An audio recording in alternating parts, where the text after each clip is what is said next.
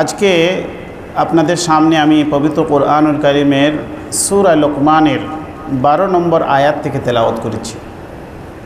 সূরা লোকমানের 12 নম্বর আয়াত থেকে নিয়ে 19 নম্বর আয়াত পর্যন্ত 8খানা আয়াতে আল্লাহ পাক রব্বুল আলামিন হযরত লোকমানের আলোচনা করেছেন।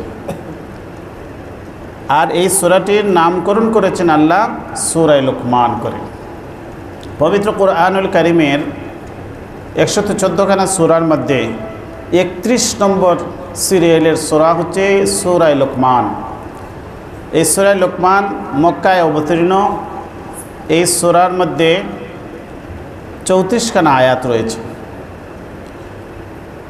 এই সূরাটার গুরুত্বপূর্ণ একটি অধ্যায় হচ্ছে 12 নম্বর আয়াত থেকে নিয়ে 19 নম্বর আয়াত পর্যন্ত এই 8টি আয়াত।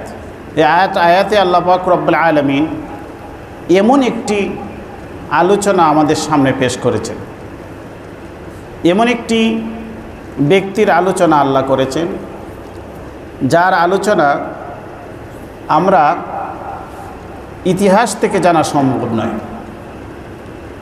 এখানে আল্লাহ একজন ব্যক্তি যিনি হযরত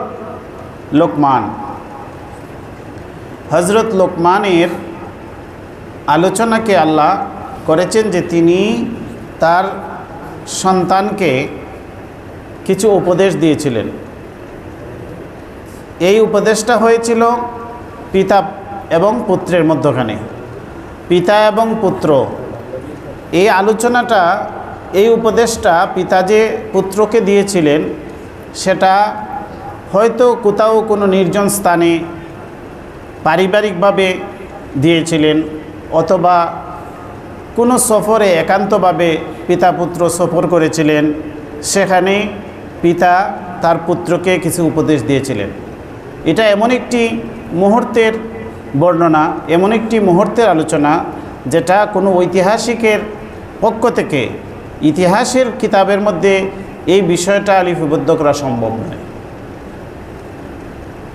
কিন্তু আল্লাহ পাক রব্বুল আলামিন আমাদের প্রতি দয়া অনুগ্রহ করেছেন। লোকমানে হাকিম তার পিতাকে একান্তে যে কথাগুলো বলেছিলেন, যে উপদেশগুলো দিয়েছিলেন, সেটাকে তিনি আল্লাহ আমাদেরকে জানিয়ে দিয়েছেন ওহীর মাধ্যমে, কোরআনের মাধ্যমে। আল্লাহ যদি জানিয়ে না দিতেন তাহলে আমাদের পক্ষে এই গুরুত্বপূর্ণ অধ্যায়টি, এই গুরুত্বপূর্ণ কথাগুলি আমাদের পক্ষে জানা সম্ভব হতো না। এজন্য আল্লাহ বলেছেন ওয়াইআল্লিমুকুম মা লাম তাকুনু তা'লামুন, তোমরা যা জানো না আল্লাহ তা তোমাদেরকে জানিয়ে দিন। আল্লাহ আমাদেরকে জানিয়ে দিয়েছেন হযরত লোকমান তার পুত্রের সাথে কি আলোচনা করেছিলেন, সেটা আমাদের জন্য গুরুত্বপূর্ণ। এতটাই গুরুত্বপূর্ণ যে আল্লাহ একজন পিতা তার পুত্রের সাথে কি কি আলোচনা করেছে সেটা কত লক্ষ লক্ষ, কত কোটি কোটি পিতা তার পুত্রের সাথে কতই আলোচনা করেন। তো এটা কেহ সংরক্ষণ করেন না। কিন্তু আল্লাহ এই এত কোটি কোটি মানুষ, এত অসংখ্য মানুষের মধ্য থেকে একজন পিতা পুত্রের যে কথোপকথন আলোচনাটা আল্লাহ এতটাই গুরুত্ব দিয়েছেন যে গুরুত্ব দিয়ে তিনি কোরআনের অন্তর্ভুক্ত করে দিয়েছেন তাদের আলোচনাটা। এজন্য হযরত লোকমানের আলোচনা যে আল্লাহ কোরআনের মধ্যে করেছেন সেটা আমাদেরকে গুরুত্ব সহকারে শুনতে হবে। এখানে পিতা পুত্র উভয়ের জন্য শিক্ষা রয়েছে। পৃথিবীর কিয়ামত পর্যন্ত যত পিতা পুত্র আসবেন, প্রত্যেক পিতা পুত্র যেন এই হযরত লোকমান এবং তার সন্তানদের মাঝে যে আলোচনা হয়েছে সেটাকে যেন তারা, আলোচনাগুলো যেন তারা উপলব্ধি করেন, এটার থেকে যেন তারা শিক্ষা গ্রহণ করেন। এই জন্য আল্লাহ পাক রব্বুল আলামিন কোরআনের অন্তর্ভুক্ত করে দিয়েছেন এই অধ্যায়টি। এই জন্য আমাদেরকে আমাদের মূল আলোচ্য বিষয়ের সাথে সামঞ্জস্যতা রয়েছে এই আলোচনার। এই জন্য আমরা কোরআন থেকে আলোচনা শুনব, কোরআন থেকে আমরা আলোচনা শুনব যে আল্লাহ পাক রব্বুল আলামিন হযরত লোকমানের আলোচনাগুলি কোরআনের মধ্যে যেভাবে দিয়েছেন সেটা আমরা জানব। হযরত লোকমান তার সন্তানকে যে উপদেশগুলি দিয়েছেন এর মধ্যে থেকে 10টি উপদেশ আল্লাহ এই সূরা লোকমানের অন্তর্ভুক্ত করে দিয়েছেন। 10টি উপদেশ আমরা জেনে নেব। এই 8টি আয়াত 12 থেকে 19 নম্বর আয়াত, এই আলোচনাগুলা হযরত লোকমানের উপদেশ, 10টি উপদেশ যেরকম আমরা জানতে পারবো, পাশাপাশি পিতার পক্ষ থেকে সন্তানের প্রতি কী কী দায়িত্ব রয়েছে, সন্তানের পক্ষ থেকে পিতা মাতার প্রতি কী কী দায়িত্ব রয়েছে, এই আলোচনাগুলো এই আয়াতগুলোর মধ্যে রয়েছে। এজন্য আমরা অত্যন্ত ধৈর্য সহকারে এই 8টি আয়াতের সংক্ষিপ্ত ব্যাখ্যা আমরা যদি জেনে নেই, তাহলে এই বিষয়গুলো আমরা সংক্ষিপ্ত আকারে জেনে নিতে পারব। হযরত লোকমান এখানে 10টি উপদেশ দিয়েছিলেন। এর আগেই আল্লাহ পাক রব্বুল আলামিন হযরত লোকমানের একটি পরিচিতি দিয়েছেন। আল্লাহ বলেন, ওয়ালাকাদ আতাইনা লোকমানাল হিকমাতা আন ইশকুর লিল্লাহ ওয়া মান ইয়াশকুর ফাইন্নামা ইয়াশকুরু লিনাফসিহি ওয়া মান কাফারা ফাইন্নাল্লাহা গানিয়্যুন হামিদ। আল্লাহ বলেন, অবশ্যই আমি লোকমানকে হিকমত দান করেছি। ওয়ালাকাদ আতাইনা লোকমানাল হিকমা, লোকমানকে আমি হিকমত দান করেছি। আনিশকুর লিল্লাহ, আমি তাকে আদেশ দিয়েছি যে তুমি আল্লাহর শুকরিয়া জ্ঞাপন করো। ওমান ইয়াশকুর ফাইন্নামা ইয়াশকুরু লিনাফসিহি, যে ব্যক্তি শুকরিয়া জ্ঞাপন করে, কৃতজ্ঞতা প্রকাশ করে, সে নিজের কল্যাণের জন্যই কৃতজ্ঞ হলো, নিজের কল্যাণের জন্য কৃতজ্ঞতা পেশ করলো। ওয়ামান কাফারা ফাইন্নাল্লাহা গানিয়্যুন হামিদ, আর যে অস্বীকার করলো, যে কুফরি করলো, যে অকৃতজ্ঞতা পেশ করলো, তো তাদের জেনে রাখা উচিত ফাইন্নাল্লাহা গানিয়্যুন হামিদ, নিশ্চয় আল্লাহ হচ্ছেন গানি, অমুখাপেক্ষী, আল্লাহ হচ্ছেন ধনী, বেনিয়াজ, হামিদ, চিরপ্রশংসিত। এজন্য কারো শুকরিয়ার প্রতি, কারো কৃতজ্ঞতার প্রতি আল্লাহ মুখাপেক্ষী নন। যে শুকরিয়া জ্ঞাপন করলো সে নিজের কল্যাণ করলো, নিজের ভালোর জন্যই করলো। তো এখানে আল্লাহ হযরত লোকমানের পরিচিতি দিতে গিয়া বলেছেন, ওয়ালাকাদ আতাইনা লোকমানাল হিকমা, আমি লোকমানকে হিকমত দান করেছি। হযরত লোকমানকে আল্লাহ হিকমত দান করেছেন, তিনি হিকমত গ্রহণ করেছেন। এই হিকমা গ্রহণ করার কারণে আল্লাহ লোকমানকে সম্মানিত করেছেন। তাহলে আমরা এই হিকমা জিনিসটা কত মূল্যবান, হিকমত জিনিসটা কত মূল্যবান, কত সম্মানের, সেটা আমরা বোঝার জন্য হযরত লোকমানের দিকে একটু বলিয়ে নেই, লোকমানের সাথে আমরা একটু পরিচিত হয়ে নেই। যে লোকমান হযরত লোকমান কোন যুগের, কোন কালের ছিলেন, কোন ভূখণ্ডের অধিবাসী ছিলেন, সেটা আল্লাহ বলেন না, এটা গুরুত্বপূর্ণ নয়। কিন্তু লোকমানে কি বলেছেন, লোকমান থেকে আমরা কি শিখতে পারি, সেটাই গুরুত্বপূর্ণ, সেটা আল্লাহ দিয়েছেন। এই জন্য লোকমান কোন যুগের ছিলেন, কোন ভূখণ্ডে জন্মগ্রহণ করেছিলেন, তার বংশ পরিচয় কি, সেটা আল্লাহ দেন নাই। কিন্তু তাফসীরের কিতাবের মাঝে সংক্ষিপ্ত আকারে কিছু পরিচিতি তার দেওয়া হয়েছে। হযরত লোকমান প্রাচীনকালের একজন ব্যক্তি ছিলেন, প্রাচীনকালের একজন ব্যক্তি ছিলেন, যিনি, তার বর্ণনায় দুটি বর্ণনা রয়েছে। কেহ বলেছেন তিনি ইয়ামনের বাসিন্দা ছিলেন, কেহ বলেছেন তিনি হাবশার বাসিন্দা ছিলেন। কালো এবং দেখতে একটু বিশ্রী ধরনের লোক ছিলেন, নাক মোটা ছিল, টুট মোটা ছিল, এইরকম ব্যক্তি ছিলেন। হযরত লোকমানের পেশা সম্পর্কে হযরত আব্দুল্লাহ ইবনে আব্বাস রাদিয়াল্লাহু তাআলা আনহু বলেছেন যে তিনি গাছ ছিঁড়তেন, গাছ কাটার কাজ করতেন। আর কেউ বলেছেন তিনি দর্জির কাজ করতেন। মূলত ওনার পেশা ছিল বৈচিত্র্যময় পেশা, যখন যে কাজ পেতেন সেটাই তিনি করতেন। তো হযরত লোকমানকে আল্লাহ পাক রব্বুল আলামিন সম্মানিত করেছিলেন হিকমত দ্বারা। আল্লাহ পাক রব্বুল আলামিন হযরত লোকমানের নামে একটি সূরা কোরআনের মধ্যে নামকরণ করেছেন। তাহলে কোরআনের একটি সূরা একজন ব্যক্তির নামে লিপিবদ্ধ হলো, এটা কত সম্মানের বিষয়। কারণ আল্লাহ পাক রব্বুল আলামিন অসংখ্য নবী রাসূল দুনিয়াতে প্রেরণ করেছেন। কতজন নবী পৃথিবীতে আসছেন এটা আমরা জানি না। আমরা বলতে পারি যে অসংখ্য নবী রাসূল পৃথিবীতে এসেছেন। 25 জন নবীর নাম আল্লাহ কোরআনে উল্লেখ করেছেন, কিন্তু 25 জন নবীর নামে 25টা সূরা নেই। কোরআনের মধ্যে ব্যক্তির নামে সূরা আছে 8টা সূরা আছে ব্যক্তির নামে। এর মধ্যে 6 জন ব্যক্তি হচ্ছেন নবী, 6 জন নবী, 6 জন নবী, ইউসুফ আলাইহিসসালাম, ইউনুস আলাইহিসসালাম, হুদ আলাইহিসসালাম, নূহ আলাইহিসসালাম, ইব্রাহিম আলাইহিসসালাম, আর সূরা মুহাম্মদ, হযরত মুহাম্মদ সাল্লাল্লাহু আলাইহি ওয়াসাল্লামের নামে সূরা। 6 জন নবী, আর 2 জন হচ্ছেন নবী সারা, একজন হযরত মারিয়াম, হযরত ঈসা আলাইহিসসালামের মাতা, আর আরেকজন হচ্ছেন হযরত লোকমান, যিনি নবী না হয়েও তার নামে আল্লাহ কোরআনের মাঝে সূরার নামকরণ করেছেন। তাহলে আমরা বুঝতে পারি যে একজন নবী না হয়েও একজন ব্যক্তি, সাধারণ ব্যক্তি, যার যে পেশা সম্পর্কে আমরা জানলাম, এই পেশার লোকজনকে আমরা তো খুবই তুচ্ছ তাচ্ছিল্য এবং আমরা অবহেলার দৃষ্টিতেই দেখি।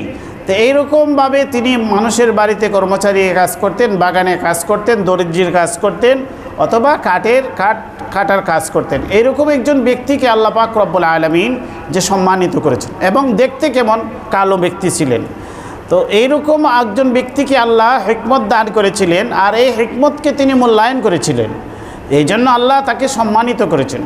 এখন এই যে হিকমত আল্লাহ পাক রব্বুল আলামিন হযরত লোকমানকে দিয়েছিলেন, এটা শুকরিয়া তিনি জ্ঞাপন করেছিলেন তার কর্মের মাধ্যমে। এজন্য এখানে রয়েছে আনিশকুর লিল্লাহ। লোকমানকে আল্লাহ আদেশ দিয়েছেন তুমি শুকরিয়া জ্ঞাপন করো।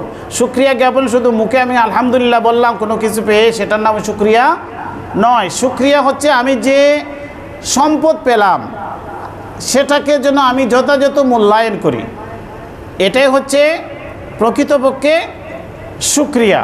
তা আল্লাহ যে হযরত লোকমানকে হিকমত দিয়েছিলেন, সেই হিকমতকে তিনি যথাযথ মূল্যায়ন করেছিলেন, তিনি জীবনে বাস্তবায়ন করেছিলেন, সেটার জন্য আল্লাহ তাকে স্মরণীয় করে রেখে দিয়েছেন।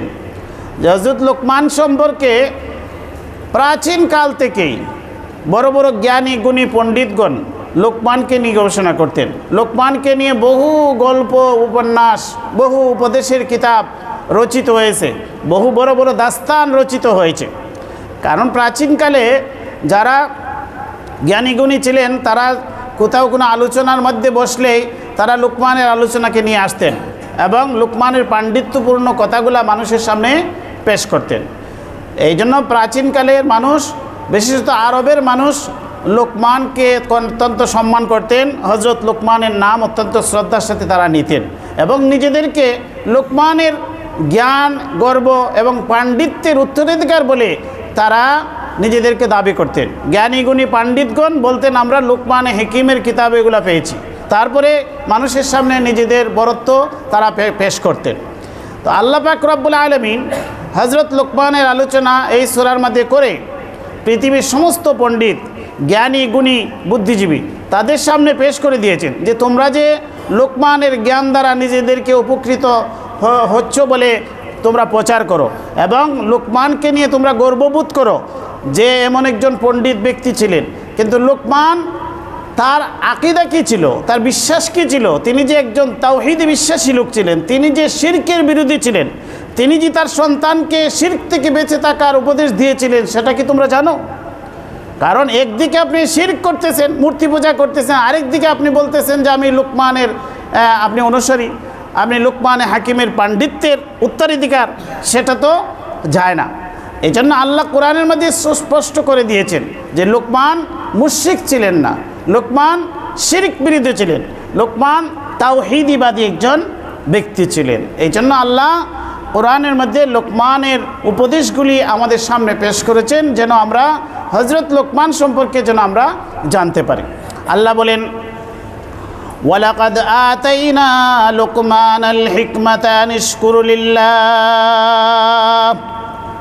আল্লাহ বলেন অবশ্যই আমি লোকমানকে হিকমত দান করলাম, আনিশকুর লিল্লাহ, যাতে করে সে আল্লাহর শুকরিয়া জ্ঞাপন করে।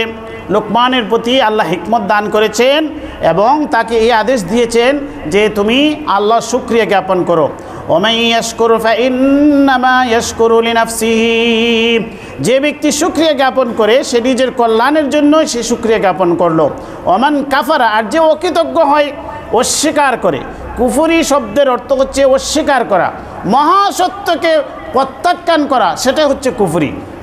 আল্লাহর তাওহীদকে অস্বীকার করা, কোরআনকে অস্বীকার করা, নবীকে অস্বীকার করা, নবীর রিসালাতকে অস্বীকার করা, আখিরাতকে অস্বীকার করা, ঈমানের মৌলিক বিষয়গুলিকে অস্বীকার করা, সেটাই কুফরি। আল্লাহ বলেন ওমান কাফারা, যে অস্বীকার করলো, আর এগুলো অস্বীকার করার নামই হচ্ছে অকৃতজ্ঞতা। আল্লাহর তাওহীদকে অস্বীকার করা সেটা হচ্ছে অকৃতজ্ঞতা। কেউ যদি কুফরি করে, আল্লাহকে অস্বীকার করে, তাওহীদকে অস্বীকার করে, কোরআনকে অস্বীকার করে, ইসলামকে অস্বীকার করে, নবী রাসূলকে অস্বীকার করে, রাসূলের রিসালাতকে অস্বীকার করে, আল্লাহ বলেন ফাইন্নাল্লাহা গানিয়্যুন, এটার দ্বারা আল্লাহ মুকাফিক্কি নন। কেউ অস্বীকার করলো, এটার দ্বারাতে আল্লাহর কোনো ক্ষতি নেই। ফাইন্নাল্লাহা গানিয়্যুন, আল্লাহ হচ্ছেন গানি, বেনিয়াজ, অমুকাফিক্কি। কারো কৃতজ্ঞতার প্রতি, কারো স্বীকারোক্তির প্রতি তিনি মুকাফিক্কি নন। পৃথিবীর সমস্ত মানুষ মিলে যদি কুফরি করে, আল্লাহকে অস্বীকার করে, তাহলেও আল্লাহর কোনো ক্ষতি নেই। যারা অস্বীকার করবে তারাই নিজেরা ক্ষতিগ্রস্ত হবে। আল্লাহ বলেন ফাইন্নাল্লাহা গানিয়্যুন, আল্লাহ হচ্ছেন গানি, বেনিয়াজ, হামিদ, আল্লাহ হচ্ছেন চিরপ্রশংসিত। সারা পৃথিবীর সব মিলে যদি আল্লাহর বিরুদ্ধচারণ করে, কেউ আল্লাহর প্রশংসা না করে, তবে আল্লাহর প্রশংসা কমবে না। আল্লাহ চিরপ্রশংসিত, আল্লাহ হচ্ছেন হামিদ। তো এইখানে আমরা লুকমান হাকিমের সংক্ষিপ্ত পরিচিতি জানলাম। আল্লাহ লুকমানকে হিকমত দান করেছিলেন। এখন হিকমত কী জিনিস? হিকমতের সম্পর্কিত কোরআনুল কারীমের মধ্যে আল্লাহ অন্তত 12টি সূরার মাঝে হিকমত শব্দটি ব্যবহার করেছেন। অন্ততপক্ষে 20টি জায়গায় কোরআনুল কারীমের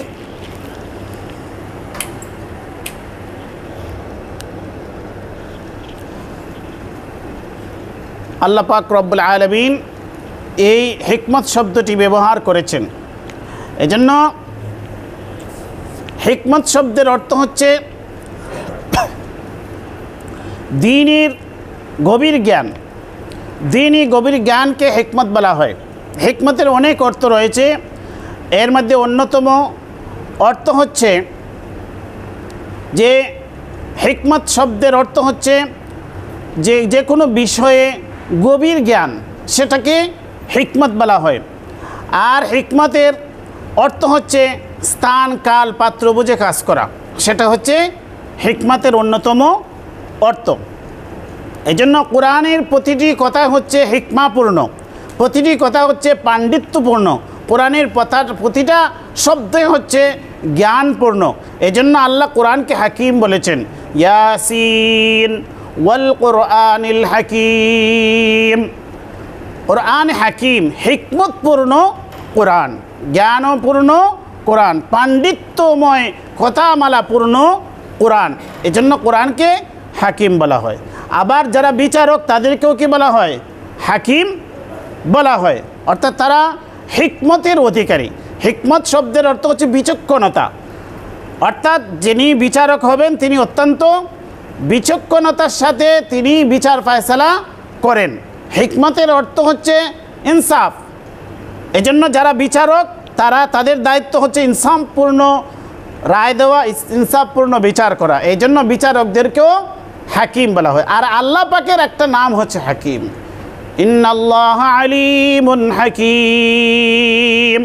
আল্লাহ হচ্ছেন হাকিম। এই জন্য স্থান, কাল, পাত্রভেদে এই সব শব্দের অনেক তারতম্য রয়েছে। এই জন্য লোকমানকেও বলা হয় হাকিম, লোকমানে হাকিম, যেহেতু আল্লাহ তাকে হিকমা দান করেছিলেন। তো আল্লাহ পাক রব্বুল আলামিন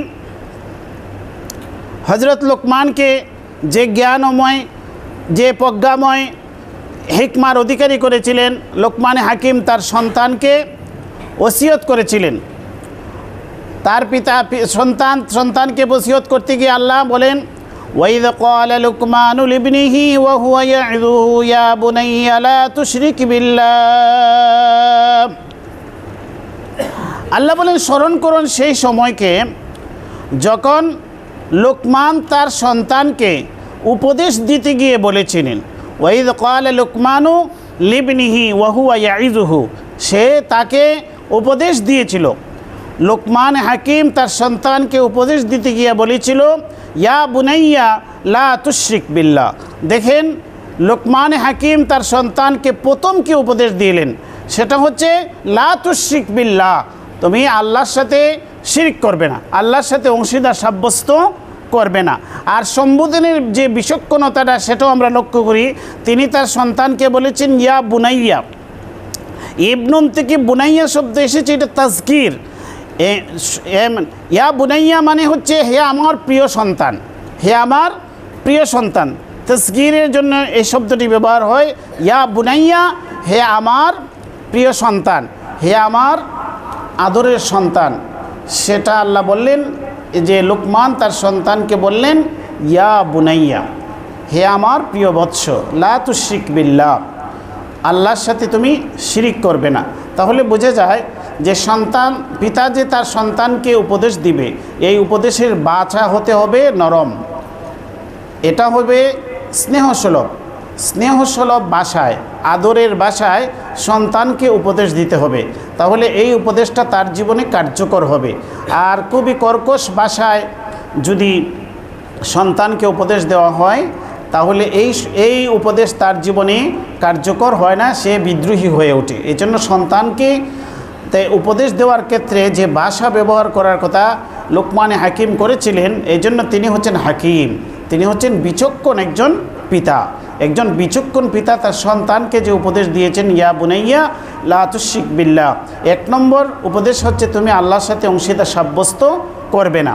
ইন্না শিরকা লাযুলমুন আযীম, নিশ্চয় শিরক হচ্ছে সবচাইতে বড় জুলুম। ইন্না শিরকা লাযুলমুন আযীম, আজিম মানে হচ্ছে, আজিম শব্দ এমন স্থানে ব্যবহার হয় যে জিনিস থেকে আর বড় কিছু হতে পারে না। এজন্য জুলুমের ক্ষেত্রে আজিম শব্দ আল্লাহ ব্যবহার করেছেন। আজিম মানে এতটাই বড় জুলুম, এতটাই বড় অন্যায় যে এর চাইতে বড় অন্যায় আর পৃথিবীতে হতে পারে না। এজন্য আল্লাহ হচ্ছেন আলিয়ুন আজিম। এজন্য আমরা বলি সুবহানা রাব্বিয়াল আজিম, রবের ক্ষেত্রে তিনি হচ্ছেন আজিম, যে তার চাইতে বড় আর কোনো রব পালনকর্তা নাই। তাহলে জুলুমের সাথে যখন আজিম শব্দ যুক্ত হলো, তখন এর অর্থ হচ্ছে যে এমন এক জুলুম, পৃথিবীতে যত জুলুম হতে পারে, যত অন্যায় হতে পারে, এর চাইতে সবচাইতে বড় জুলুম হচ্ছে শিরক। এই জন্য আল্লাহ বলেছেন, লোকমানে হাকিমের কথা চলে যে ইন্না শিরকা লাযুলমুন আযীম, যে পিতা তার সন্তানকে বলে দিলেন যে পিতা, সন্তান তুমি শিরক করবে না, কারণ শিরক হচ্ছে সবচাইতে বড় অপরাধ। وَإِذْ قَالَ لُقْمَانُ لِابْنِهِ وَهُوَ يَعِظُهُ يَا بُنَيَّ لَا تُشْرِكْ بِاللَّهِ إِنَّ الشِّرْكَ لَظُلْمٌ عَظِيمٌ।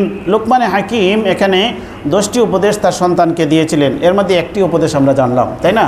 একটি উপদেশ হচ্ছে তাওহীদ শিক্ষা দিলেন, অর্থাৎ শিরক থেকে বেঁচে থাকার অর্থ হচ্ছে তাওহীদ গ্রহণ করা। তাহলে সন্তানকে জীবনের প্রারম্ভিক অবস্থাতেই তাকে তাওহীদ শিক্ষা দেওয়া, তাওহীদের জ্ঞান শিক্ষা দেওয়া, এবং শিরক থেকে যেন সে বেঁচে থাকতে পারে সেরকম নির্দেশনা তাকে দিয়ে দেওয়া।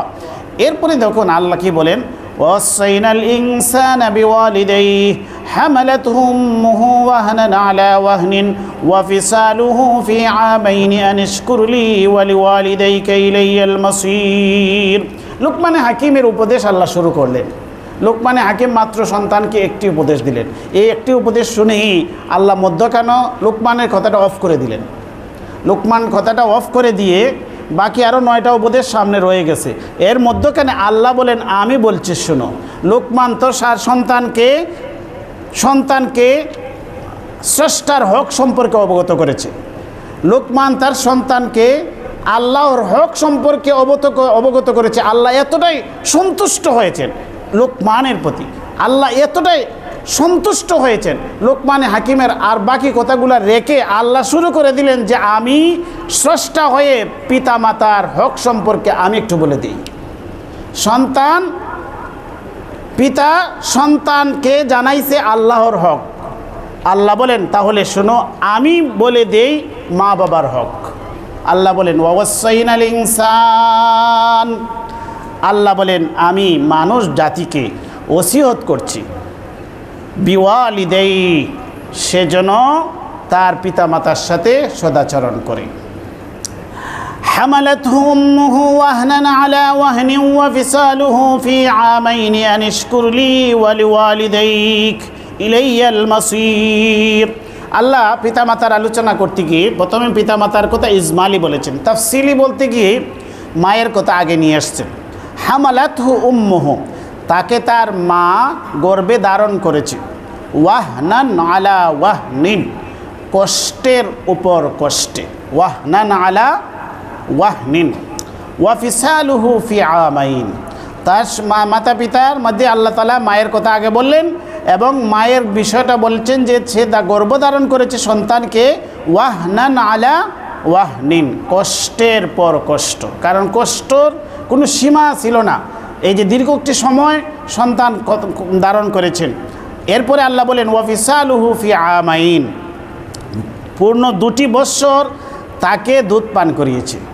একটি গর্ভের কষ্ট, প্রসবের কষ্ট, এরপরে হচ্ছে দুধ পান করানোর কষ্ট। আল্লাহ বলেন ওয়া ফিসালুহু ফি আমাইন, তারপরে সে পূর্ণ 2 বৎসর তাকে ফিসাল দুধ 2 বৎসর পরে দুধ ছাড়িয়েছে, অর্থাৎ পূর্ণ 2 বৎসর তাকে দুধ পান করিয়েছে।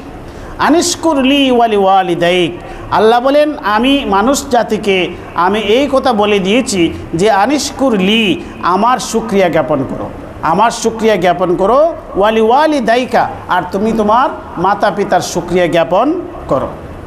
ইলাইয়াল মাসির, আর আমার দিকে সবার প্রত্যাবর্তন, আমার কাছে আসতে হবে, সবাইকে আমার কাছে জবাবদিহিতার মুখোমুখি হতে হবে।